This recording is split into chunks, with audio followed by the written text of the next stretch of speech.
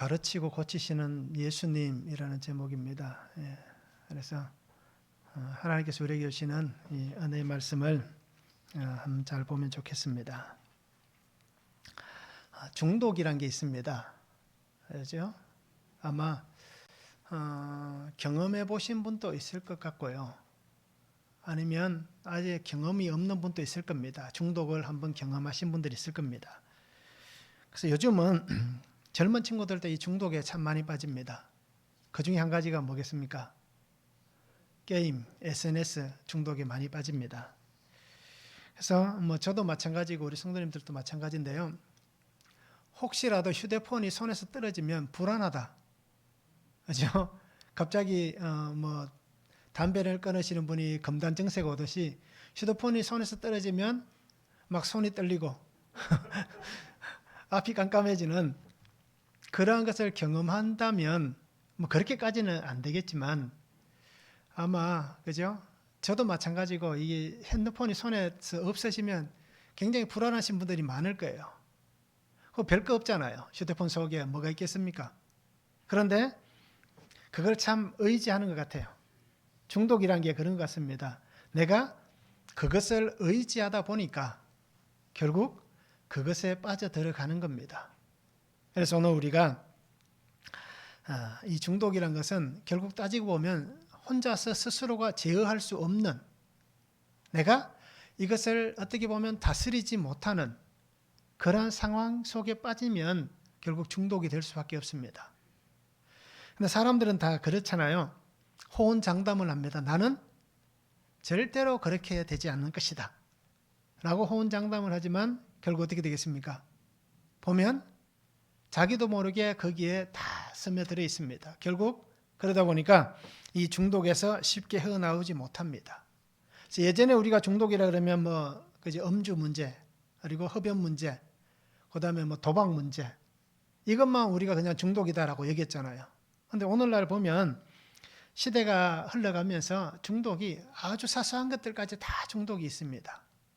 그래서 우리 성도님들이 내가 혹시나 거기에 깊이 있게 빠져 있지는 않는지 한번 생각해 보시고요. 그런데 내 힘으로는 안 될 겁니다. 그죠? 인간적인 생각과 방법으로는 끊고 싶어도 잘 안 될 거예요. 한 가지 방법이 있습니다. 그건 하나의 방법은 뭐냐면 기도하면 하나님 앞에 은혜를 구하면 그렇게 되더라고요. 제가 알고 있는 집사님 중에도 보면 포항에 계신 분인데요. 이분도 원래 이렇게 예수님을 늦게 믿었습니다.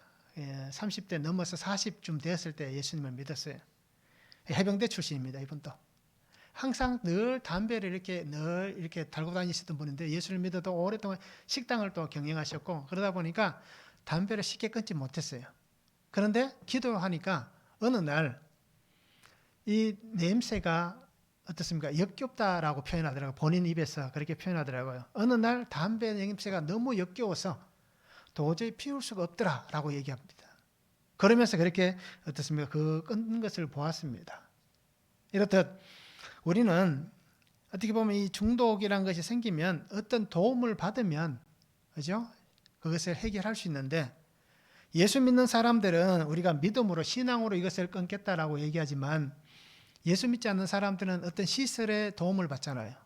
그래서 그 시설에 가서 아니면 어떤 프로그램에 들어가서 그 문제들을 해결함을 받습니다.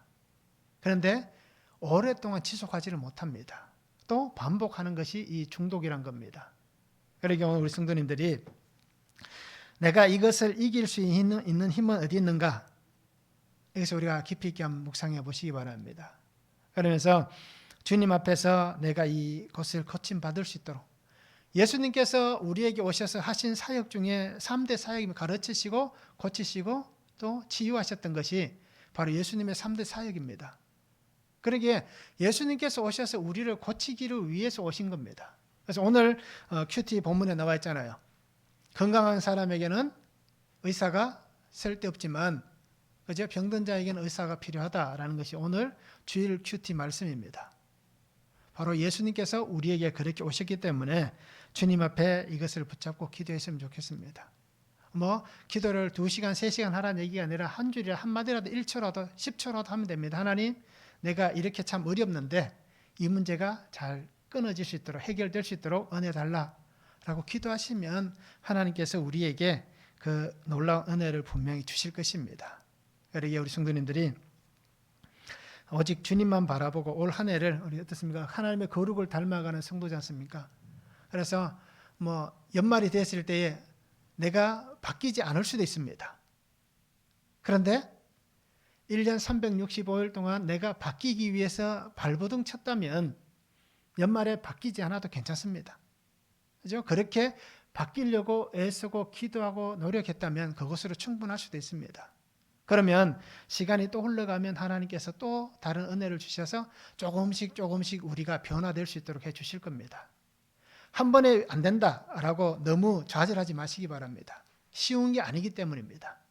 그래서 항상 주의 말씀을 붙잡고 우리가 은혜 안에 거하면서 하나님께서 내게 주실 그 은혜를 기대하며 늘 기도할 수 있는 그런 성도가 되면 참 좋겠습니다. 오늘 말씀을 한번 보시기 바랍니다. 예수님께서 가버나움에 들어가셨습니다. 그리고 회당에서 말씀을 가르치십니다. 그런데 그 회당에 있던 귀신 들린 사람이 어떻습니까? 소리를 지르고 난동을 부립니다. 그러니까 예수님께서 하신 말씀이 그냥 꾸짖어 이르셨습니다. 잠잠하고 나오라 라고 얘기하니까 그 귀신이 떠나갔습니다.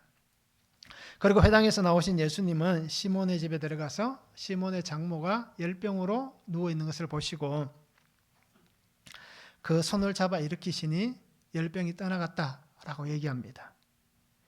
그리고 예수님께서 이 안식일날 어떻습니까? 해가 저물 때에 수많은 사람들이 자기에게 찾아오는 것을 봅니다.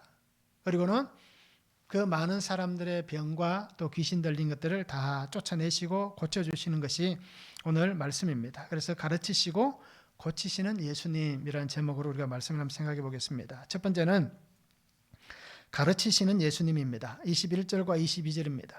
그들이 가버나움에 들어가니라. 예수께서 곧 안식일에 회당에 들어가 가르치심에 무사람이 그의 교훈에 놀라니 이는 그가 가르치시는 것이 권위 있는 자와 같고 서기관들과 같지 아니함일러라 라고 얘기합니다. 가버나움은 우리가 계속해서 예수님 말씀하시던 이 사복음서에 굉장히 많이 등장하는 동네입니다. 이때 당시 인구가 요세푸스 기록에 의하면 한 10,000명 정도 되었다라고 얘기합니다. 그래서 10,000명 정도 되면 그렇게 작은 도시는 아니잖아요. 이 시대 당시에. 그래서 한 10,000명 정도 되는 그러한 도시였다. 그리고 이 도시는 새롭게 세워진 도시입니다. 그래서 이 가버나움이 그러면 어디냐? 라는 것을 우리가 학자들과 또 신학자들, 고고학자들이 찾아보니까요. 텔훔이란 지역이다라고 얘기합니다. 지금의 텔훔. 그래서 이 텔훔이 아마 이 가버나움일 것이고 이 가버나움을 이 텔훔이라고 얘기하는 이유가 테오도시우스 황제, 그러니까 AD 350년경의 로마의 황제입니다. 이 황제 시대에 아마 이곳이 텔훔이었다라고 이렇게 얘기를 합니다. 그러면서 고고학적으로도 그것이 정설로 받아들여집니다. 기독교에서도 아마 이 가버나움은 텔훔이고 또 이곳이 나훔이다라고 그렇게 얘기를 합니다. 그래서 이 가버나움은 뜻이 나훔의 마을이라는 뜻이 있습니다. 그래서 이 나훔이란 단어는 위로라는 뜻이 있습니다. 그래서 가버나움은 나훔의 마을이고 또 위로의 마을이다 라고 우리가 이렇게 해석을 해볼 수가 있습니다. 그래서 갈릴리에서 가장 어떻게 보면 번창한 도시 중에 하나입니다. 그리고 이곳에는 로마 군대가 주둔했습니다. 그리고 우리가 잘 알고 있는 세관이 있습니다. 그래서 이 가버나움에서 마태를 부르시는 장면도 우리가 잘 기억하시기 바랍니다. 그러기에 군인이 주둔했고 어떻게 보면 세관이 있고 그러기에 어떻게 보면 정치적으로 굉장히 로마 시대에는 이 정치적으로는 굉장히 중요한 자리였다라는 것을 우리가 생각해 볼 수가 있습니다. 바로 이 가버나움에 예수님께서 들어가시는데 오늘 성경에서 보면 베드로, 요한 이 사람들도 가버나움 사람들이다라는 것을 우리가 알 수가 있습니다. 그러기에 예수님은 자신이 부르셨던 그 제자들, 이제 가버나움 근처 이 갈릴리 바다에서 어부로 있던 그 제자들과 함께 가버나움에 들어가시는데 오늘 성경에 보니까 그날이 안식일이다라고 얘기하고 있습니다. 그래서 안식일 날 예수님께서 회당에 들어가시면서 회당에서 많은 일들을 하셨잖아요. 특별히 가장 많이 하셨는 일들이 회당에서는 말씀을 가르치셨습니다. 그래서 특별히 이사야의 말씀을 읽기도 하셨고요. 그래서 그 회당에서 사람들에게 하나님의 말씀을 가르쳐 주셨습니다. 근데 오늘 성경에 보니까 사람들이 그 교훈에 놀랐다라고 얘기합니다. 그가 가르치는 것이 권위 있는 자와 같다라고 얘기합니다. 예수님께서 가르치시는 것, 그것을 들어보니까 자기들이 지금까지 들어보지 못한, 어떻게 보면 이미 들었던 말씀일 수도 있는데, 그런데 놀랐다라는 표현에서 볼 수 있듯이 그들은 어떻게 보면 들어는 보았지만 그런데 경험해보지 못한 말씀이 들려진 것입니다. 그래서 그들이 얘기하는 게 뭡니까? 서기관과 같지 않다라고 얘기합니다. 예수님께서 하나님이 주시는 그 은혜를 따라서 말씀을 전하셨던 그것이 무엇인지를 우리가 한번 생각해 보시기 바랍니다. 특별히 마가복음 1장 15절에 보면 이렇게 얘기합니다. 때가 찼고 하나님의 나라가 가까이 왔으니 회개하고 복음을 믿으라 라고 얘기합니다. 그러니까 예수님께서 전하셨던 말씀은 회개를 선포하셨고, 그리고 하나님의 나라가 가까이 왔다라고 얘기하고 있습니다. 세례 요한 또 전한 게 무엇입니까? 하나님의 나라를 전했잖아요. 회개를 선포했잖아요. 그런데 세례 요한은 광야에서 외치는 소리였고, 예수님은 많은 시간을 회당에서 또 함께 보내시기도 하셨다는 것입니다. 그러니까 하나님께서 전해주시는 하나님의 나라, 어떻게 보면 지금까지 서기관들, 제사장들을 통하여서 들려졌던 그 하나님의 나라가 예수님을 통하여서 더 정확하게 그들에게 전해졌기 때문에 그들이 놀랐다라는 표현을 쓸 수 있는 것입니다. 누가복음 4장 18절과 19절에 똑같이 얘기합니다. 주의 성령이 내게 임하셨으니 이는 가난한 자에게 복음을 전하게 하시려고 내게 기름을 부으시고 나를 보내사 포로된 자에게 자유를, 눈먼 자에게 다시 보게 함을 전파하며 눌린 자를 자유롭게 하고 주의 은혜의 해를 전파하게 하려 하심이라 라고 말씀합니다. 이사야에 있는 말씀이 그대로 예수님을 통하여서 회당에서 선포되는 장면입니다. 그러기에 그들이 놀란 것은 바로 하나님의 나라, 이 복음, 생명이 예수님을 통하여서 지금 전해지고 있기 때문에 그들이 놀라고 있다라는 것입니다. 서기관들이 전한 말씀은 무엇입니까? 그들도 똑같이 신명기의 말씀을 전했고 구약의 말씀을 전했습니다. 율법을 전했습니다. 그 율법은 누가 주신 것입니까? 하나님께서 모세를 통하여서 그 백성에게 주신 것이 그 말씀들입니다. 그러면 이 서기관들도 분명히 하나님의 나라를 전했을 겁니다. 그런데 그들이 전한 것과 예수님이 전한 것의 차이가 무엇이겠습니까? 아는 것과 정말 그것을 깨달아서 아는 것의 차이가 있을 겁니다. 표면적으로 아는 것. 그러니까 어떻게 보면 자신들이, 서기관들이 말씀을 전하고는 있지만 목사들이 말씀을 전한 것과 똑같습니다. 자기 속에서 영적 체험이 없고 하나님의 은혜의 말씀이 그 속에 들려지지 않은 상황에서 그냥 성경 말씀을 지식적으로나 언어적 표현을 따라서 아니면 세상의 이치를 가지고 전하는 그 말씀과 영적 체험과 그 감동을 가지고 하나님 주신 말씀의 그 들려짐을 통하여서 그 말씀을 전하는 것과의 차이는 분명히 있습니다. 그 차이가 사람들이 전하는 것에도 차이가 있지만 그것이 본인이 신이신, 그죠? 하나님이신 본인이 전하는 것과 그것을 들은 사람이 전하는 것의 차이는 우리가 생각하는 그 차이를 넘어가는 것입니다. 그러기에 이 사람들이 들었을 때는 그것에 정말 놀라움을 경험할 수밖에 없는 겁니다. 예수님께서 전하시는 그 말씀 속에 하나님의 마음이, 그죠? 하나님의 뜻이, 하나님의 그 은혜와 사랑이 온전하게 전하여지기 때문입니다. 대언을 하는 입장에서 전하는 것과 분명히 차이가 있습니다. 그러기에 들려지는 말씀도 자신의 환경에 따라서 그 말씀이 들려지는 강도가 다를 것입니다. 그러기에 우리가 하나님의 말씀을 들을 때에 우리의 환경이 우리에게 더 하나님의 말씀이 잘 들릴 수 있는 그 은혜도 있다라는 것을 기억하시기 바랍니다. 그래서 뭐 이렇게 말씀드리면 성도님들이 싫어할 수도 있지만 사건과 사고가 많으면 하나님의 말씀이 더 잘 들릴 수가 있습니다. 그 속에서 하나님의 은혜를 경험할 수 있기 때문에. 그렇다고 해서 하나님의 말씀이 더 잘 들리기 위해서 내가 사건과 사고를 겪으라는 얘기는 아닙니다. 그리고 오늘 우리가 하나님의 말씀을 잘 들으시기 바랍니다.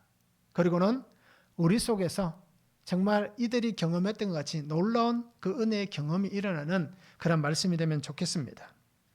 겉모양의 말씀을 지금까지 들었다면, 그죠? 서기관들이 전하는 어떻게 보면 성경에 있는 율법의 겉모습만, 그죠? 겉모양만 늘 전했다면, 정말 예수님 안에서 하나님의 생생한 생명의 말씀이 그렇게 들려졌기 때문에 이들이 놀라움을 경험하는 것입니다. 그러면서 이것은 권위 있는 자의 가르침이다라고 얘기합니다. 그죠? 권위가 있다라고 얘기합니다. 권위라는 엑수시아라는 이 헬라어는 어떤 특권, 힘, 재능 또는 능력, 어떤 자유라는 뜻을 가지고 있습니다. 그래서 이 말씀은 어떤 것을 할 수 있는 능력이다라고 우리가 해석을 하시기 바랍니다. 그래서 하나님께서 특별히 하나님께서 말씀하시는 그 은혜가 어떤 힘과 권한이 인간을 향하신 그 마음이 부여되어진, 그래서 예수님께서 그것을 부여받은 그러한 모습임을 지금 강조를 하는 것입니다. 그래서 이 권위는 죄를 용서하고 또 더러운 귀신을 쫓아내고 하나님의 나라의 복음이 전해지는 것, 그것을 가르치는 것, 이것이 바로 예수님에게 있는 특별한 능력이었습니다. 특별한 하나님께로부터 부여받은 그 권위였습니다. 그러기에 이 권능이 일반 사람들에게는 없는 겁니다. 그죠? 서기관에게 있겠습니까? 오늘 목사들에게 이런 권능이 있겠습니까? 없습니다. 하나님이 이 은혜를 주시지 않으면 누구도 이러한 것은 나타나지 않습니다. 그러니까 우리가 너무 사람을 따라가지 말기 바랍니다. 그죠? 사람들을 추종하고 그 사람들을 정말 신같이 그렇게 대접하지 않기를 바랍니다. 왜요? 똑같은 인생들이기 때문입니다. 그래서 오늘 하나님께서 우리에게 주신 이 권위는 바로 예수님 안에 있는 권위다라는 것을 우리가 잊지 않았으면 좋겠습니다. 그래서 우리 또한 예수님을 잘 닮아가는데 이 권위를 부여받기를 바랍니다. 그래서 오늘 히브리서 4장 12절 말씀을 보면 하나님의 말씀은 살아있고 활력이 있어 좌우의 날선 어떤 검보다도 예리하여 혼과 영과 및 관절과 골수를 찔러 쪼개기까지 하며 또 마음의 생각과 뜻을 판단하느니라고 말씀합니다. 그래서 이 권위 있는 말씀이 들려지니까 사람들 속에 찔림이 있고 쪼개짐이 일어나는 겁니다. 나의 속에 어떤 변화가 생겨나는 말씀이 들려졌기 때문에 그들이 이렇게 하나님 앞에서 함께 그 회당에서 고백할 수가 있는 것입니다. 이 사람은 권위 있는 자다. 이 사람은 특별한 능력이 있는 자다. 이 사람은 하나님이 주신 그 힘이 있는 자다. 라고 그렇게 고백을 하고 있는 것입니다. 요한복음 6장 68절에 보면 시몬 베드로가 대답하되 주의 영생의 말씀이 주께 있사오니 우리가 누구에게로 가오리까? 라고 말씀합니다. 베드로와 제자들의 고백입니다. 많은 사람들이 예수님을 떠나갑니다. 요한복음 6장쯤 가면 예수님께서 하늘의 양식에 대해서 설명을 합니다. 나는 하늘에서 내려온 떡이다 라고 말씀하고 어떻게 보면 들었을 때에 들리지 않을 때에는 굉장히 어렵고 난해한 말씀들을 하셨습니다. 그런데 오늘 우리는 하도 설교를 많이 들어서 요한복음 6장의 말씀이 어떤 말씀이다라는 것을 짐작은 하실 거예요. 그런데 이때 당시 사람들은 들어도 알지를 못했습니다. 그래서 예수님에게 하신 말씀이 뭡니까? 당신의 말은 너무 어렵습니다. 우리가 도저히 이해할 수 없습니다. 그래서 우리는 당신과 함께 할 수 없습니다. 그러면서 많은 사람들이 예수님을 떠나갔습니다. 그때 예수님께서 하신 말씀은 뭡니까? 너희도 제자들에게 묻습니다. 너희도 가려느냐? 라고 물었을 때에 베드로가 이렇게 얘기합니다. 영생의 말씀이 주께 있는데 우리가 어디로 가겠습니까? 라고 고백을 한 것입니다. 바로 이 고백이 오늘 이 회당에서 일어난 고백과 똑같다라고 보시면 됩니다. 이 가르침은 권위 있는 자의 가르침이다. 라는 이 고백이 바로 이 고백입니다. 영생의 말씀이 주님께 있습니다. 하나님의 은혜가 예수님에게 있습니다. 하나님 주신 생명의 권능이 당신에게 있습니다. 라는 이 고백이 지금 회당에 있는 백성들의 고백입니다. 그들을 향해서 예수님은 말씀을 가르치셨습니다. 그리고 그 말씀을 듣고 그들은 놀라지 않을 수가 없었습니다. 하나님께로부터 전해지는 이 말씀, 이 생명의 말씀, 영생의 말씀을, 구원의 말씀을 우리가 잘 들으시기 바랍니다. 그리고 오늘 우리 속에도 이 말씀이 들려져야 되는데 아직도 나에게 이 구원하시는 예수님의 음성, 그죠? 성경을 매일 말씀을 우리가 묵상하시지만 구속사의 주님의 음성이 들려지지 않는다면 듣기 위해서 애쓰시고 말씀을 붙잡고 기도하시기 바랍니다. 그러면 어느 순간 하나님의 말씀이 들려지게 될 것입니다. 그러면 그때 우리에게서 나오는 고백이 뭐겠습니까? 하나님, 나는 죄인입니다. 베드로가 제일 처음에 예수님을 만나서 했던 고백이 뭡니까? 주여, 나를 떠나소서, 나는 죄인입니다. 이 고백이 오늘 우리에게서도 분명히 나오게 될 것입니다. 그리고 오늘 우리가 말씀을 들은 백성들 같이 오늘 우리 안에도 하나님의 말씀이 잘 들려지시기를 바랍니다. 그리고 이 말씀을 붙잡고 하나님의 은혜 안에 거할 수 있는 그런 성도의 삶이 되면 좋겠습니다. 말씀을 한번 적용해 보시기 바랍니다. 복음을 전할 때 또는 성경 어떻습니까? 우리가 예수 믿으라라고 얘기할 때 복음을 전할 때에 나는 성경 지식이나 아니면 다른 사람들의 얘기를 전하지는 않습니까? 그냥 지식적인 것만 전하거나 아니면 어떤 사람의 그런 간증을 듣고 다른 사람들의 얘기만 혹시 하고 있지는 않습니까? 아니면 나의 고난, 또 나의 힘듦, 나에게 일어나는 여러 가지 사건들을 통해서 내가 정말 경험한 그 하나님의 은혜를 전하고 있습니까? 어떻습니까?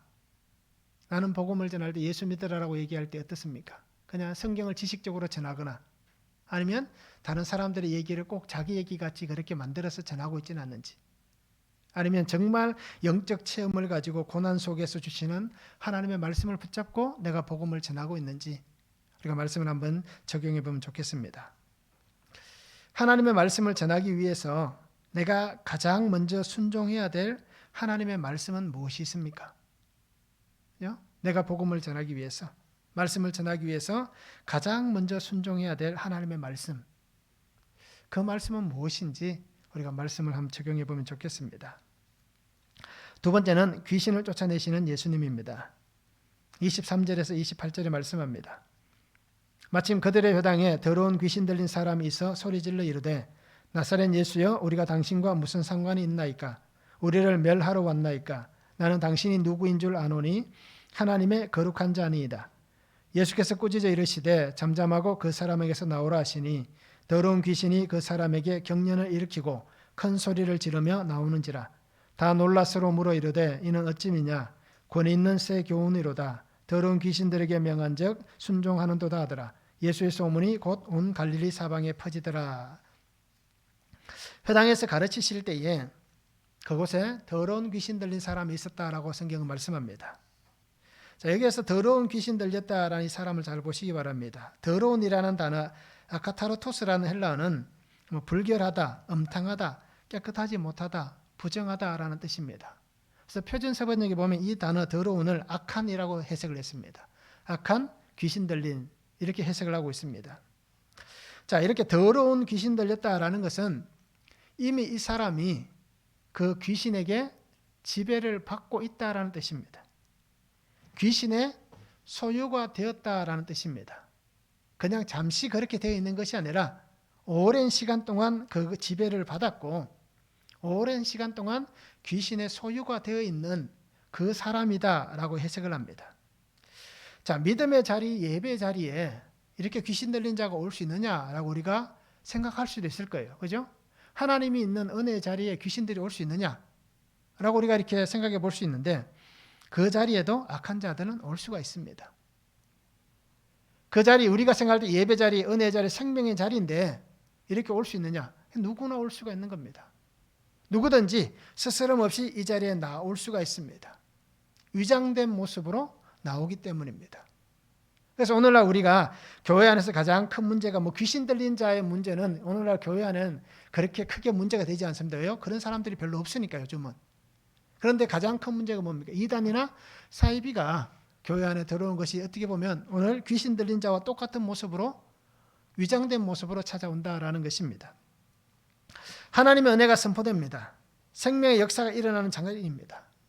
그런데 그 자리에서 오늘 보니까 어떻습니까? 예수님이 가르치실 때에 소리치고 방해하는 일들이 일어납니다. 이것이 하나님의 은혜 안에 거하지 못하게 하는 사람들의 모습입니다. 그래서 더 우리가 좀 더 깊이 있게 생각해 보면 귀신 들리지 않았다 하더라도, 그죠? 사람들이 가지고 있는 인본주의적 사상을 가지고 교회 안에서 세상적 기준을 가지고 교회를 어지럽힌다면 그 사람 또한 귀신 들린 사람과 똑같다라고 우리가 생각하시기 바랍니다. 하나님의 말씀이 있는 자리에, 그죠? 세상의 기준과 세상의 가치를 가지고 교회 안에서 그것이 전부인 것 같이, 그것이 주도적인 영향력을 끼치게 하는 사람들은 결국 이렇게 악한 사람과 똑같다라는 것을 우리가 기억했으면 좋겠습니다. 그러기에 오늘 우리는 누구나 올 수 있지만, 그러나 누구나 은혜 받는 것은 아닙니다. 오늘도 이 시간 우리가 함께 예배를 드리고 있지만 모두가 다 은혜 받는 것은 아닐 거예요. 저도 마찬가지입니다. 제가 말씀을 전하고 있지만 내가 은혜 못 받을 수도 있습니다. 이것은 우리가 그 사람의 속이 어떤지에 따라서 분명히 판가름 납니다. 하나님을 향하여서 어떤 마음과 어떤 모습을 가지고 나왔느냐, 그것에 따라서 그 사람이 은혜 받을 수도 있고 은혜 받지 못할 수도 있습니다. 목사라고 해서 예배 때마다 다 은혜 받는 것이 아닙니다. 말씀을 전한다고 해서 은혜에 거하는 것도 아닙니다.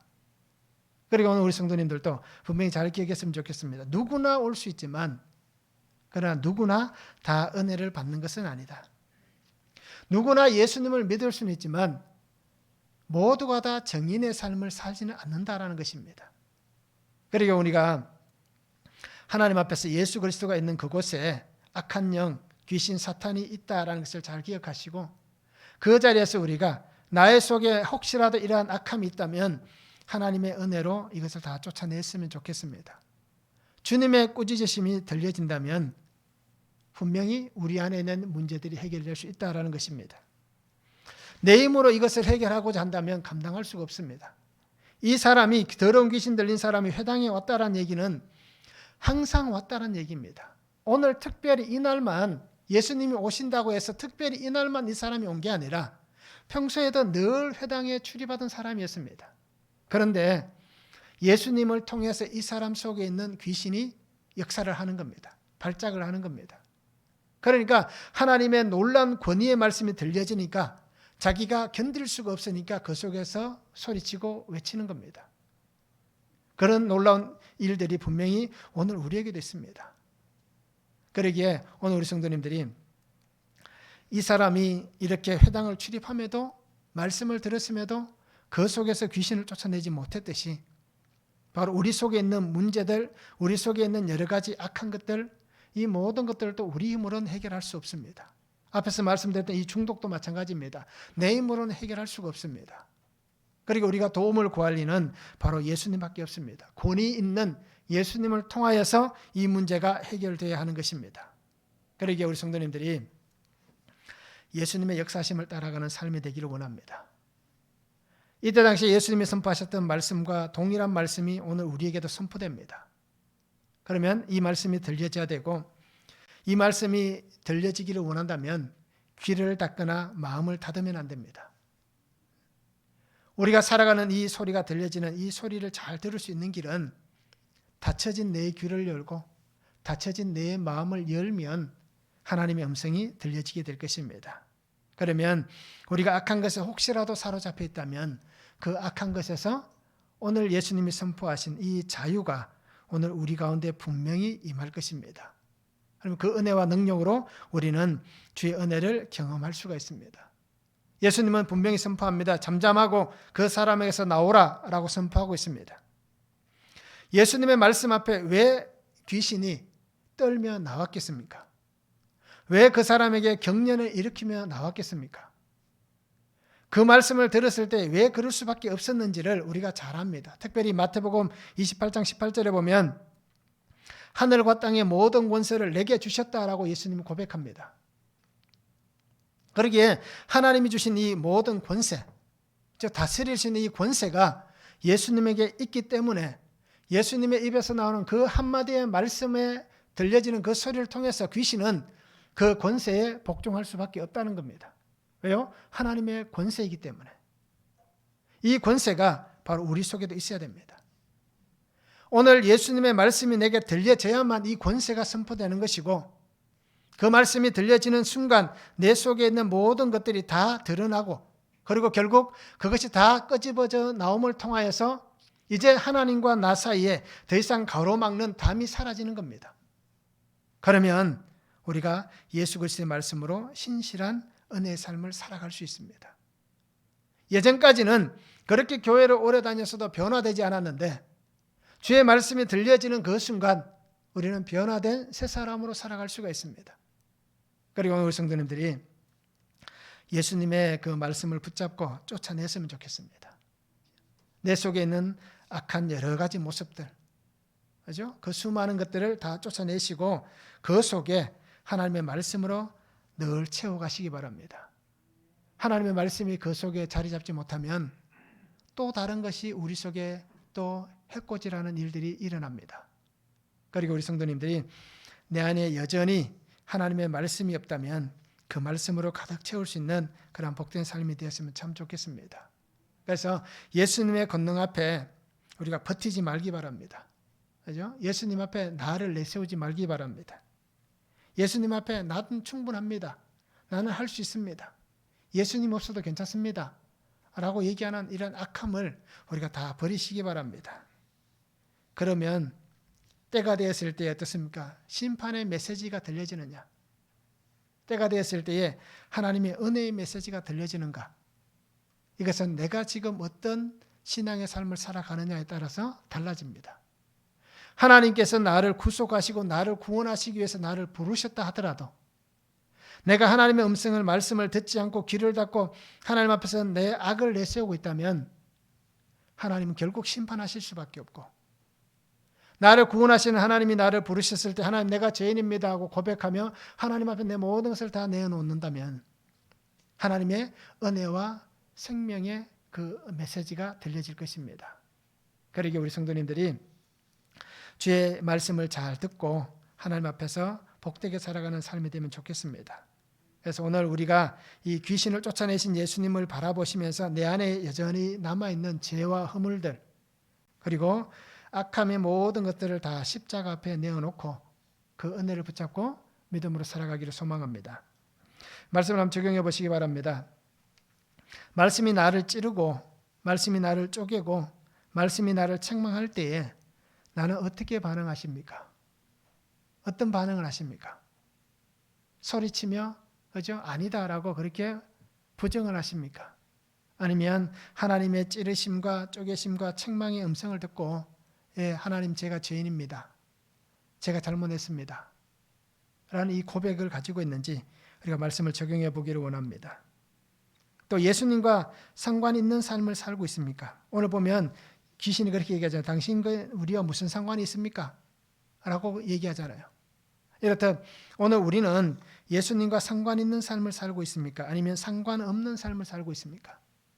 교회는 다니는데 예수님과 상관이 없다면 참 문제가 아니겠습니까? 그죠? 그래서 내가 오늘 예수님 안에서 어떤 관계가 있는지, 그죠? 예수님과 정말 친밀한지, 아니면 그냥 친밀한 것 같지는 않고 그냥 출입만 하는지 말씀을 적용해 보시면서 우리의 신앙을 다시 한번 점검해 보았으면 좋겠습니다. 자, 세 번째는 고치시는 예수님입니다. 29절에서 34절에 말씀합니다. 회당에서 나와 곧 야고보와 요한과 함께 시몬과 안드레 집에 들어가시니 시몬의 장모가 열병으로 누워 있는지라 사람들이 곧 그 여자에 대하여 예수께 여짜온대 나가사 그 손을 잡아 일으키시니 열병이 떠나고 여자가 그들에게 수종되니라. 저물어 해질 때에 모든 병자와 귀신 들린 자를 예수께 데려오니 온 동네가 그 문 앞에 모였더라. 예수께서 각종 병이 든 많은 사람을 고치시며 많은 귀신을 쫓아내시되 귀신이 자기를 알므로 그 말하는 것을 허락하지 아니하시니라 라고 말씀합니다.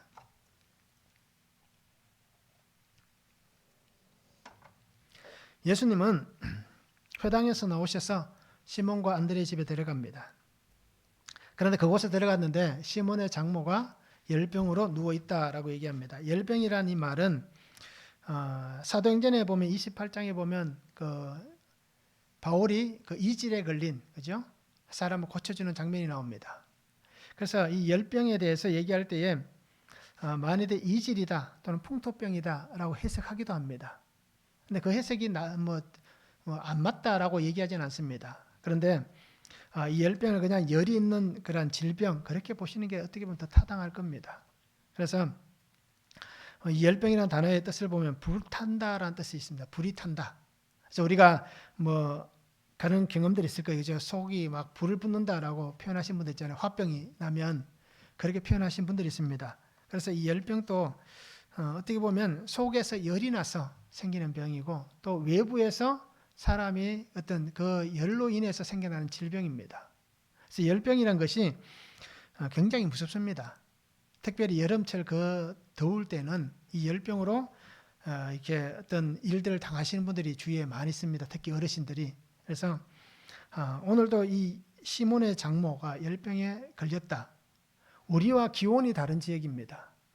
그러면 굉장히 위험할 수 있는 상황을 맞이할 수 있습니다. 그래서 심한 열병으로 누워있는 이 시몬의 장모를 예수님께서 어떻게 합니까? 그냥 손을 잡아 일으키십니다. 그러니까 그에게서 열병이 다 떠나가고 건강한 모습으로 회복되고 그리고 어떻게 합니까? 그 여인이 수종들었다라고 얘기합니다. 그런데 예수님께서 손을 잡아 일으키시기 전에 어떤 일이 있었습니까? 사람들이 이 여인에 대해서 예수님께 말씀을 전합니다. 그가 어떤 사람인지에 대해서 얘기했을 거예요. 그리고 지금 앓고 있는 이 질병의 문제도 분명히 얘기했을 거예요. 그래서 문제가 있거나 사건이 있으면 예수님 앞에 다 아뢰는 것이 신앙입니다. 즉 문제가 생기고 사건이 생기는데 사고가 생기는데 그것을 말하지 않는다면 과연 그 사람이 올바른 신앙인인가라는 것을 우리가 생각해 보시기 바랍니다. 하나님의 은혜를 구하는 사람이 하나님의 그 특별한 능력을 구하는 사람이 또 하나님의 도우심을 구하는 사람이 내게 이 일들이 생겨났을 때 그 문제를 하나님께 아뢰지 않는다. 이것은 하나님 앞에서의 바른 신앙이다라고 얘기할 수 없습니다. 혹 그런 분들이 있을 거예요. 이런 것까지 얘기해야 되나? 그죠? 내가 잘못해서 생겨난 이 사건, 사고들이 더 많습니다. 그러면 많은 사람들이 부끄러워서 하나님 앞에 아뢰기가 너무 죄송해서 참 기도하기 힘든다라고 얘기하는 분들이 있어요. 그런데 그 문제마저도 하나님 앞에 구해야 됩니다. 내가 잘못해서 생겨난 문제고 내가 잘못해서 생겨난 사고라 할지라도 하나님 앞에 구해야 되는 겁니다. 그래야 나에게서 시작한 것이라 할지라도 해결을 하실 분은 하나님이시기 때문에 모든 것을 다 아뢰일 수 있는 그런 삶이 되어야 하는 것입니다. 그래서 혹시라도 내가 살아가는 삶의 환경 속에 또는 우리 가정 안에 또는 우리 교회라는 공동체 안에 또는 내가 다니는 직장이라는 공동체 안에 이러한 문제들이 생겨난다면 이 문제들을 하나님 앞에 기도할 수 있어야 됩니다. 이것을 알릴 만한 그러한 삶이 되어야 됩니다. 즉 이 얘기는 나의 모든 것을 예수님께 열어놓는 것입니다. 그러면 주님께서 내가 열어놓은 이 환경 속에 하나님이 찾아오셔서 역사해 주실 겁니다. 내 문제가 아니라 하나님이 해결해 주셔야 될 문제이기 때문입니다. 그러기에 우리는 하나님 앞에 잘 아뢰시기 바랍니다. 그죠? 하나님 앞에 묻기도 잘 물어야 되고 아뢰기도 잘 아뢰야 됩니다. 이것이 기도입니다. 기도가 특별히 어려운 게 아닙니다. 그냥 하나님 앞에 묻고 싶은 거 있으면 묻고 하나님 앞에 내가 아뢰할 거 있으면 아뢰고 이것이 기도입니다. 그리고 우리 성도님들이 늘 이러한 모습으로 살아갔으면 좋겠습니다. 그리고 또 말씀해 보면 저물어 해질 때에 사람들이 왔다라고 얘기합니다. 이 저물어 해질 때라는 것은 저녁을 얘기합니다. 오후를 얘기합니다. 그런데 히브리어에 보면 이 저녁이라는 표현이 두 종류가 있습니다. 하나는 오후 3시에서 오후 6시까지의 저녁이라는 표현이 있고요. 또 하나의 표현은 오후 6시 이후의 시간을 저녁이라고 표현한 장면이 있습니다. 그래서 이 두 가지의 표현 중에 오늘 나오는 말씀은 안식일이 끝나는 시간 오후 6시 이후의 저녁이다라고 얘기하시면 됩니다. 그래서 왜 그러면 사람들이 해가 져서 이렇게 어둑어둑해질 때에 예수님에게 찾아왔느냐라는 것을 보시기 바랍니다. 안식일의 규례를 어기지 않기 위해서 그렇게 한 것입니다. 그래서 저녁부터 저녁까지가 이스라엘의 하루 개념이잖아요. 그래서 그 전날 저녁 6시부터 오늘 저녁 6시까지 이 하루입니다. 안식일입니다. 그리고 사람들은 이 안식일이 끝날 때까지 기다렸다가 예수님에게 찾아와서 예수님에게 고침받기를 원하고 있습니다. 그래서 마태복음 11장 28절 우리가 아는 말씀같이 수고하고 무거운 짐진 자들아 다 내게로 오라 내가 너희를 쉬게 하리라. 이제 수고하고 무거운 짐진 자들아 다 내게로 오라고 말씀합니다. 그 말씀같이 많은 사람들이 예수님에게 찾아옵니다. 병든 자도 찾아오고요. 귀신 들린 자도 찾아옵니다. 그런데 그들을 예수님께서 어떻게 합니까? 귀신은 쫓아내시고 병은 고쳐주셨습니다. 오늘 말씀을 통해서 우리가 분명히 보기를 원하는 것은 주님은 주님 앞에 오는 자들을 그저 보내시지 않는다라는 것입니다. 사람들은 아마 그렇게 생각하고 왔을 수도 있을 거예요. 고침받을 수도 있고 받지 못할 수도 있다 라는 반반의 생각을 가지고 왔을 수도 있습니다. 사람들이 너무 많으니까 나는 아마 그 시간에 예수님에게 갈 수 없을 거야 라고 생각해서 왔다가 돌아가려고 했던 사람들도 분명히 있을 거예요. 그래서 중요한 게 뭡니까? 많은 사람들이 찾아왔음에도 불구하고 예수님께서 모두를 다 고쳐주셨다는 겁니다. 그래서 하나님의 마음은 그저 빈손으로 돌려보내지 않는 것입니다.